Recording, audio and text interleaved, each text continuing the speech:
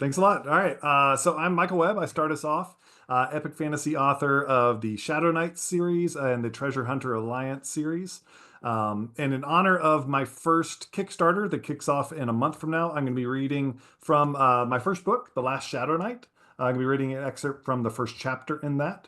The Kickstarter is actually the original trilogy, books one through three of the Shadow Knights. It's an omnibus. It's got all the illustrations. It's got an amazing cover, painted edges, a bunch of cool stuff. While I'm reading, if you want to go over to Kickstarter, search Michael Webb, you'll see Shadow Knights Omnibus. If nothing else, you will want to see the video for my campaign. It's not out yet, but I filmed it in the studio with a friend of mine. I am in it. Theme song Michael is in it. I won't spoil the surprise about what that means, but it's a lot of fun. So if you click on the notify me when it launches, you will be notified when it launches, obviously. So what I'm reading is starting with chapter one in The Last Shadow Knight. This is The Tailor's Shop. Varen stood on the roof and looked at the city surrounding him. A collection of buildings in various shapes and heights jutted unevenly. He imagined the streets and alleys below that flowed together like a collection of streams. Lanterns lit in the main streets gave Karad a glow, as if a muted serpent of fire snaked its way through the city's wealthy areas.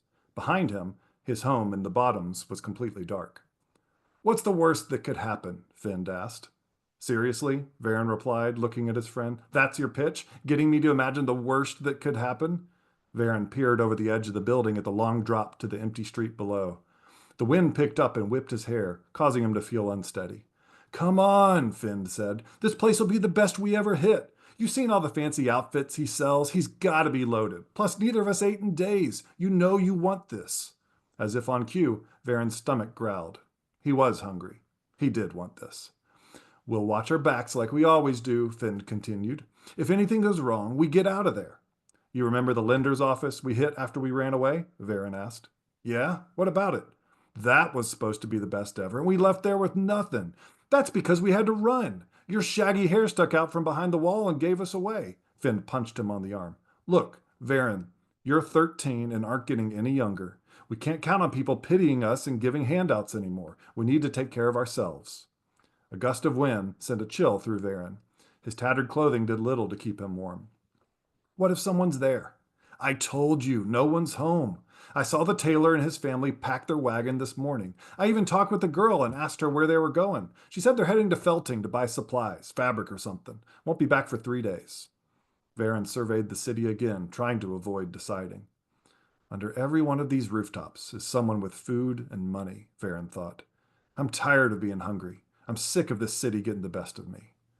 He looked back to Finn and nodded. Okay, let's do it. Finn set down his sack of supplies and took out a metal wire. Hold my legs while I get the latch, he said as he crouched at the edge. Varen sat on his legs, letting the older boy dangle upside down from the second-story roof. Got it, Finn whispered after a moment. His hand appeared at the edge of the roof and Varen pulled him up.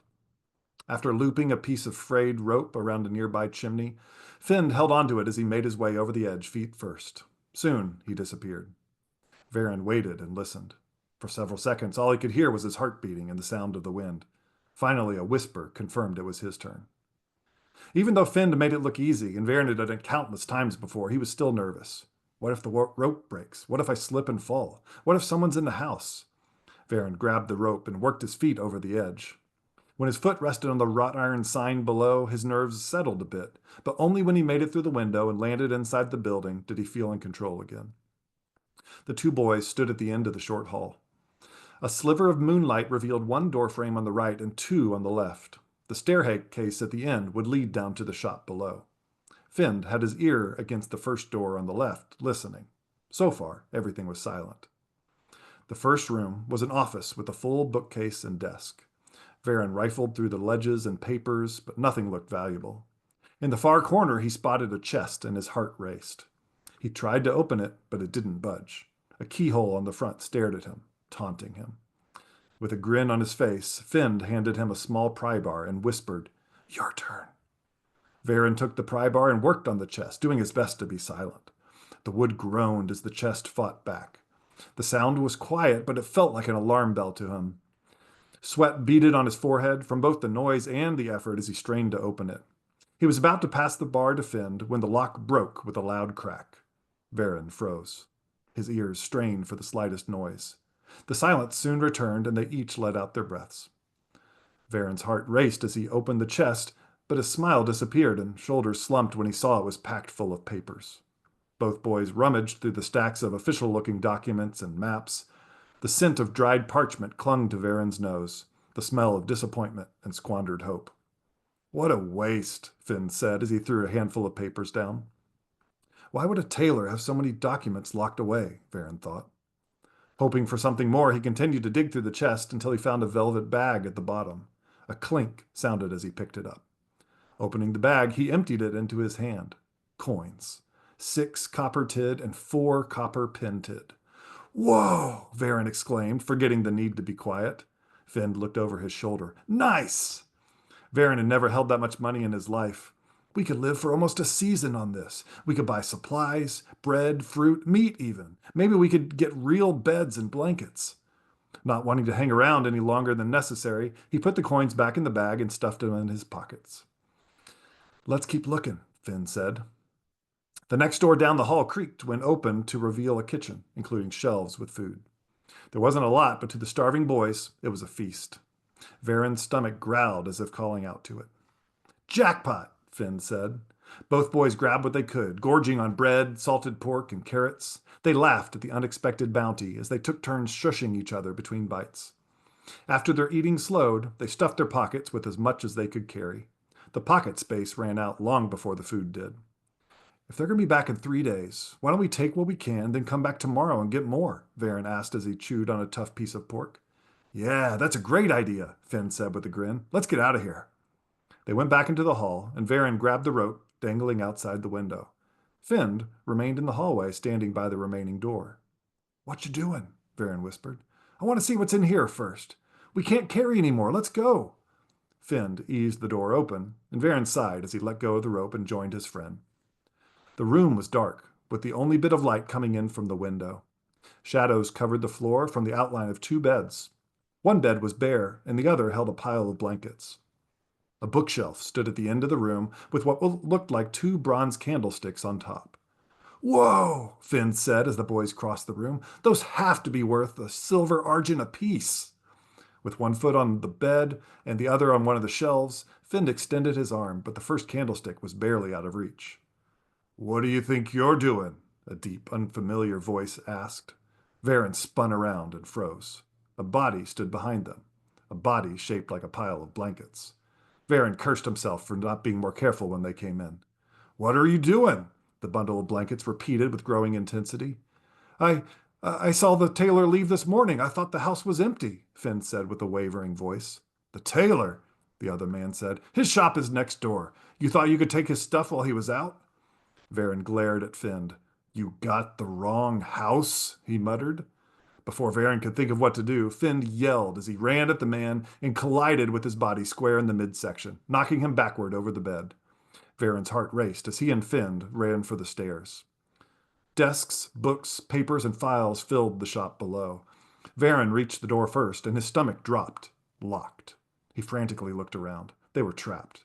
He froze, unable to think as fear set in. His paralysis shattered along with the window as Finn threw a chair through it, spraying glass and splinters of wood into the street. Let's go, Finn said, motioning. The boy scurried through the broken window. Glass shards tugged on Varen's clothes, hands, and legs. He ignored the pain as they stumbled onto Market Street at the edge of Karad Square. Thieves! Stop them! Thieves! A voice shouted from above. Varen looked up. The man leaned out the upstairs window where the rope dangled limply. He pointed at them, but looked across the square to where 3 soldiers stood staring back. Varen's heart sank as he recognized the tallest soldier, Captain Mortensen, the last man he wanted to see. The boys took off. Running from soldiers, shopkeepers, or anybody he tried to steal from was nothing new to Varen. He was fast and able to climb up and squeeze through places few people could. They turned left at the first alley, but the soldiers had already closed half the distance. Futile calls for them to stop echoed off the stone walls and streets. Finn led the way with Varen on his heels, fighting to keep up. The bulk of the food stuffed in their pockets made running difficult, but they didn't slow, even when the items began falling out. Varen glanced back as they left the alley and crossed Split Street. To his dismay, the soldiers still pursued and were even closer. On the other side of Split started the Bottoms, a labyrinth of passages and alleyways. Buildings grew on top of buildings, many of which were falling over and unsafe to inhabit. Varen and Finn knew the neighborhood better than anyone, and in seconds they would disappear in the maze of dark streets and buildings. Finn ducked down a narrow passage as they entered the neighborhood, dodging between buildings. After emerging onto a larger street, a crumbling stone staircase led to the third floor of an abandoned building. Varen followed Finn up, taking 2 steps at a time. The rickety door at the top of the stairs was off its hinges, revealing a decrepit room inside. Much of the walls had crumbled. The roof eroded long ago, and the rains had done their damage to the rest of the structure. Holes dotted the floor, which looked and smelled of rot. On the opposite side of the room, through a busted window, stood the remains of a stone wall. Varen panted, trying to catch his breath as he peeked around the doorway to see if they'd lost their pursuers. Finn joined him in the opening as Mortensen and the others emerged from the tight passage on the street below. Before the boys had a chance to duck back, one of the soldiers pointed up at them. "Up there!" "This is no good, Finn. They won't stop," Varen said, voice shaking. Finn's mouth twisted in a smirk. "Let's see 'em follow us here." The older boy laughed as he crossed the room, dodging the holes, and stepped through the window frame to walk the precarious path on top of the wall outside. Varen wasn't about to be left behind, so he forced himself to step out after him. The wind picked up, and he held out his arms to keep balance. Blood from the shop window cuts dripped down his arm as he walked. The stone wall consisted of rocks and mortar, jutting out in no regular pattern, making balance difficult. On the left, the ground was barely visible in the darkness below. Only a few steps on the narrow walls, the soldiers arrived at the window behind him. "Stop! Come back!" one of them yelled. Varen kept moving. Finn, where are we going?" he asked as they looked ahead. "This wall doesn't go much more." "Just keep moving." After a dozen more steps, the wall ended abruptly. Finn stopped and peered over the edge, muttering a curse to himself. Varen turned around to look for other escape options. The roof on their right was not far away. Made of slate, it held up better against time than the others around it and appeared stable. The soldiers remained at the window behind them. Mortensen's formidable frame in the opening caused Varen's legs to wobble. Varen looked to Finn. "The roof?" "The roof," Finn replied, his usual jovial state replaced with a grim expression. One of the soldiers stepped onto the wall. Varen's pulse raced, and he suddenly felt dizzy from the height. Steeling his jittery legs, he leaped. Clearing the gap, he landed hard on the slate and fell to his knees. The impact was jarring, but the roof held. Finn came next, effortlessly covering the distance. But as he landed, a slate tile shifted from the sudden impact. He staggered and cried out as his body fell backward. Out of instinct, Varen reached out and caught his flailing arm. Finn leaned precariously over the edge while Varen held tight. The two boys froze, and in a moment, Varen thought he had saved his friend until his grip began to slip. The blood covering his hand was too thick for him to hold on. Finn's eyes pleaded with him. His uncharacteristic show of fear unnerved Varen. He tried to hold on with all his strength until Finn's arms slipped from his grasp. Their eyes locked in terror as the older boy tumbled backward over the edge. That's all I got time for today. The chapter continues on from there. But just a reminder, that was The Last Shadow Knight, part of the first chapter. Also, which is included in the Omnibus Special Edition Kickstarter. If you're interested, check that out, or check out any of the Shadow Knight series. It's a total of 6 books in all. You can find on Amazon. And then my other books, they were Treasure Hunter Fantasy Adventure series. That's the Fortress of the Lost Amulet is the first book in that series. So that is my time. I'm happy to turn it over to Kyrie now. You are still muted, Kyrie. Okay. I just unmuted myself. I don't know if this was like on purpose, but both our books are about thieves. Hey, cool. Or it's complete accident. Oh, it was on purpose, I'm That sure. was an awesome reading. So I don't have that many books written. I've had 2. I'm a young adult author from Canada. My real job is actually physician. So whenever I have time, I try to write on the side. So I love to write character-driven stories with medical intrigue and wholesome romance. My debut series is called The Enemy's Keeper. I think I have Well, this is book one. I'll be reading the prequel today. This is the one that started it all. It's a magic-free fantasy that takes place in an alternative medieval world where the Vikings get a hold of gunpowder from China because it existed actually for 200 years in China before the Europeans got wind of it for some reason, and nobody knows why. So in my book, the Vikings got a hold of it, and they also coexist with the Celts and the Norman Knights with many personal interconflicts and cultural clashes. It's been a joy to write the series. So today I'll be reading from my prequel, The Thief's Keeper, which is a free book for my newsletter subscribers. It's about a runaway thrall boy, the thrall meaning medieval slave, who accidentally breaks into a laundry thief's stolen cash as he's running away from his slave master. But she's also very sick, so he needs to decide whether he wants to stay and save her, and the little boy that she's taken care of, who has been separated from his parents. And this is shortly after the Norman conquest when England was still in shambles. So I'll start from chapter 1. AD 1070, England, 4 years after the Norman conquest. Ilfric, Master Cuthbert Staden, proved not to be dead as Ilfric had hoped. The balding merchant threw open the church doors, letting in a blast of cold air. It had only been 2 weeks since Ilfric and the other thralls had escaped. Ilfric! Ilfric gulped. He had been playing his recorder inside to collect alms, but the show was over.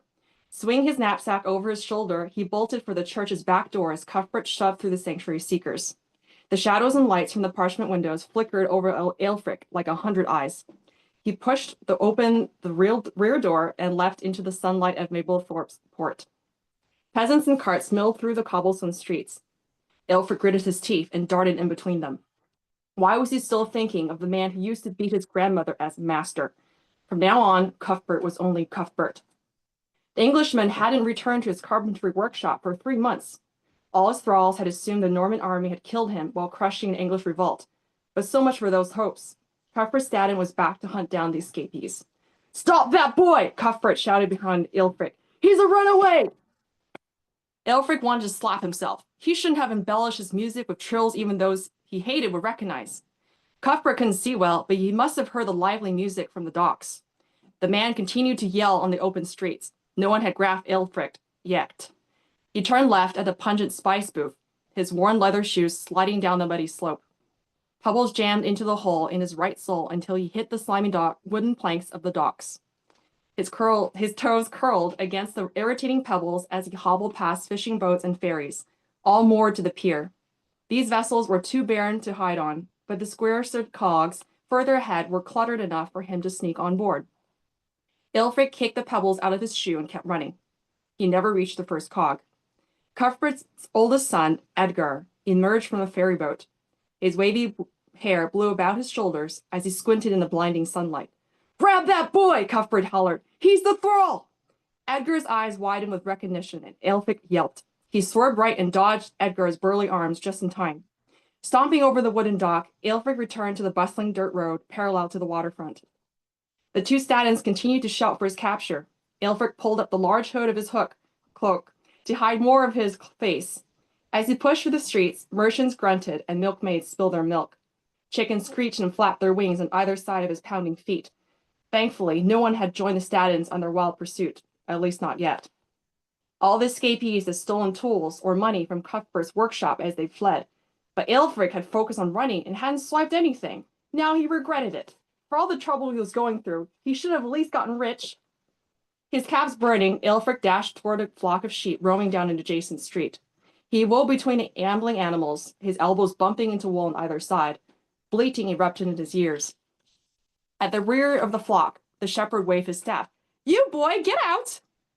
But joining a sheep stampede was a great way to get around. Aelfric shoved toward the front, following the lambs that darted between the larger sheep. He coughed from the dust kicked up by 100 hooves as he squeezed between taverns and workshops. A glance behind confirmed neither Cuthbert nor his son had the agility to follow. The flock trotted to a section of the town dotted with blackened homes and collapsed straw roofs. Charred wood and clay shards littered the ground, and a stench of rotting waste lingered in the air. One building remained standing up ahead by the main road, a smokehouse built of stone. A ragged defect in its conical roof revealed a dark interior with no joints and meat suspended for smoking. Abandoned. The door was shut, but there was a hole along the wall's lower edge. Aelfric's ears swelled from the loud bleating. The hole along the building's foundation enticed him with its darkness and silence. Further ahead on a hill rose the marketplace and its display of colorful tapestries. Aelfric prayed the Statins would storm into that crowded area and never find him. The flock began to scatter without buildings on either side to guide them. A sea of sheep divided on either side of the smokehouse, and Aelfric dashed for the opening in the wall. Falling to his hands and knees, he poked his head through the hole ridden by stone and dirt. The dank scent of the earth filled his nostrils, and the bleating and the screaming outside grew muffled. Space was tight. His fingernails filled with dirt as he clawed and wriggled forward. For once, he was glad to be small for a 14-year-old boy. His shoulders squeezed out of the opening, and the rest of him slid through like a fish. Never mind that the jagged edge of mortar and stone had scraped the length of his back. Aelfric lay on his belly, his chest heaving with triumph. Neither Cuthbert or his son could squeeze through that. Now he had to secure the smokehouse's door if it wasn't already locked. But as his eyes were focused in the dimness, he froze. A pair of scissors floated not far from his head. Its sharp end pointed at his face. He wasn't alone. It took all of his self-control not to scream. But the scissor bearer was a youngster about his age, not some brute ready to bash in his head. Aelfric studied her ragged, slender frame and took a steadying breath. He could handle a girl. She stood glaring at him, but the tremor in her hand gave away her fear. Aelfric eyed her scissors and put up his hands. Don't hurt me. I have no weapons. Please just let me stay a while. He wasn't about to admit he possessed an eating knife. Her eyes seemed to dart to the side of his head, and Aelfric stiffened. The trip through the hole had flung off the hood from his head, exposing the beefy whip slash Cuthbert had left running from his earlobe to his shoulder blade. Who would be whipped like that, other than a thrall or criminal? Aelfric slapped his hand over the telltale mark, but it was too late. The girl narrowed her eyes. Who are you? The answer came soon enough. Aelfric, you flea-bitten churl! Cuthbert thundered from outside. I'm going to smack you with a hot iron! The menacing merchant must have caught up with his son, Edgar. Aelfric had seen other runaways get pinned down and branded on their torsos as punishment. It was another reason he had to avoid capture at all costs. He stared at the girl pleadingly and licked his lips, keeping his hands up. I'll pay you a lot if you keep me a secret, he stammered. He dared to scoot backwards and distance himself from her scissors. His back soon slid up the frigid stone wall, as the rounded smokehouse was only wide enough for two men to lie end to end. Maybe it was because his eyes were watering from the dust, or her scowl softened. Her weapon, however, remained raised. Outside, the sheep's bleating rose to crescendo and died down as Aelfric's heart drummed a double rhythm. Had the Statins missed his hiding place after all? Even if that had passed, this girl could burst outside and declare his presence. Cuthbert would likely pay her handsomely in return. Could Aelfric tackle her if she ran for the door? He had always avoided picking fights with the other thralls, and now he might have to hurt a girl. Chills rained down his chest. To his amazement, what sounded like a toddler babbled behind the girl. She flinched, the tattered hem of her gown brushing over her shoes. She straightened again and adjusted the grip on her scissors. Hide behind those. She pointed at two barrows standing against the wall to her left. Both barrows had a stack of gowns on top in various stages of being cut to pieces. Aelfric scrambled to his feet and sidestepped toward the barrows, always facing the girl and raising his hands. She watched him with a blank expression, her face dim in the meager light coming through the hole above them. As he circled partway around her, the side of a child lying on a small hay mattress came into view. Blankets wrapped around his little body, and tendrils of wavy blonde hair peeked from underneath his sock-lap hat. He sat up and rubbed his eyes. Unlike the scrawny girl, this child's cheeks were ruddy and full. What were the two of them doing in an abandoned smokehouse? That's my excerpt from chapter 1. And again, this book is free for my newsletter subscribers, or 99 cents on Amazon and many other retailers. My hair is not a mess. Thank you for listening. I don't know if we have time left, but yeah, we had more time than I guess expected. So if people have questions for me or Michael, we'll be happy to take them. Yeah, there's a couple in the chat. I'll take two of mine. Maybe you can read through yours and take those any Okay. you see.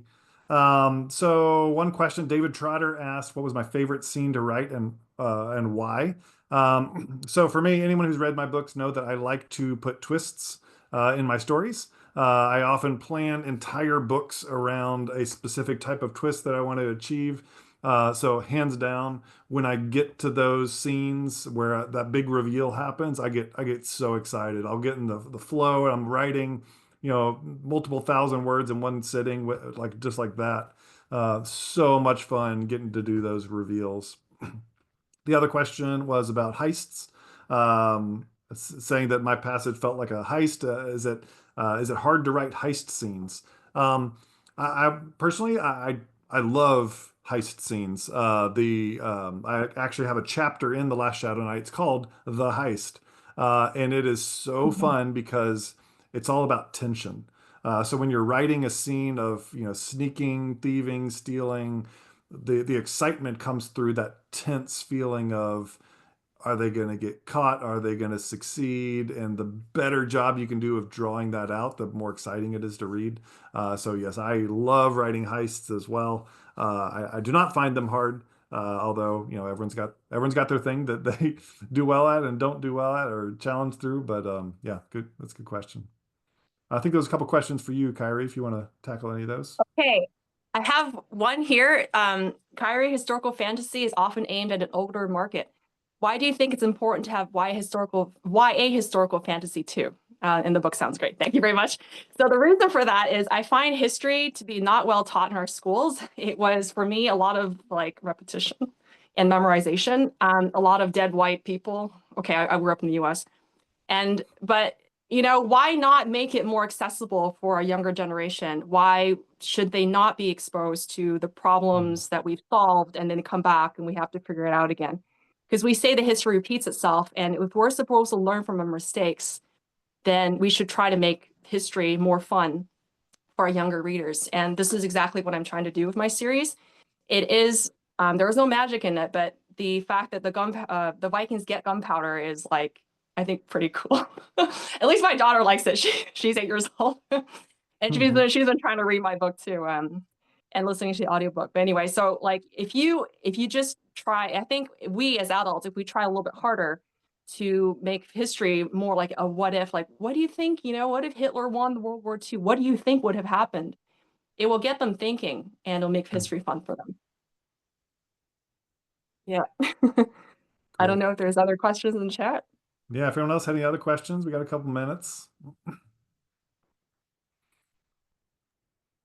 I have a question, Dave. Hi, for the people on the recording. I have a couple of questions for a question for both of you. Why was it? Because obviously this is the indie fantasy convention. Why did you both decide to choose the indie route as opposed to trad or any other kind of routes that are out there? What is it about indie publishing that appeals to you? I'd say If for I could me, go ahead. for me, it was I never even considered trad. I only got into writing about 5 years ago. It was just kind of a bucket list. I'll write a book. That'd be fun. I knew nothing about writing or anything, so I had no aspirations of waiting years for finding an agent or submitting and waiting and getting rejection after rejection. That's just the stories I hear about people who do go trad. I had no desire to do that. I just, let me write a book, let me publish it, and sell a couple copies to friends and family, and that's it. It turned out to be a lot more work that I found out, and but all the revisions, all the working through it, learning about writing, it ended up doing very well, which was great. But there was so much I didn't know about writing. Had I tried to go trad at the very beginning, I would have been laughed at. So just the time it took me to stumble through all the revisions and learning as an indie writer, I'm forced to do that myself, which I love. And the freedom of getting to do whatever I want, publish however I want, as long a book as I want without getting shot down. I love that freedom. So for me, it was the lack of barriers to entry that was so attractive. And now that I'm using indie writing, indie publishing, absolutely, that's the right path for me. What about you, Kyrie? Exactly the same. I've actually been writing this Enemy Keeper series since I was in high school. And then during the pandemic, I'm a pathologist. I look at microscope flies. I'm supposed to be the receiving point of surgical specimens. And so many surgeries are canceled in my province. Hey, suddenly nothing to do. So I took some of these books I wrote as a teenager and like kind of polished them and published the first one in 2022, which I did terribly on because I ended on a cliffhanger. So among other things, but I unpublished that and then republished it as Healer's Blade. But the point being that it was supposed to be like a fun hobby. I didn't want to go through all the heartache of rejection from querying as well. And, you know, why go through a middle person if you can just go directly onto Amazon yourself and other venues. Yeah. Ending on a cliffhanger. I'm guilty of that. That Although was if it's not a a good idea. series, if it's a series, For me then anyway. it's meant to be one book anyway, so you might as well just keep going. Yeah. Okay, everyone, thank you so much. Thank you, Michael and Kerry, for those amazing readings. One last comment from Jessica Johnson saying that her 7-year-old loved Feastkeeper as well. So that's great to know. Oh my God. And please check out our authors' websites. They're in the chat. Thank you so much, and thanks for coming to the convention.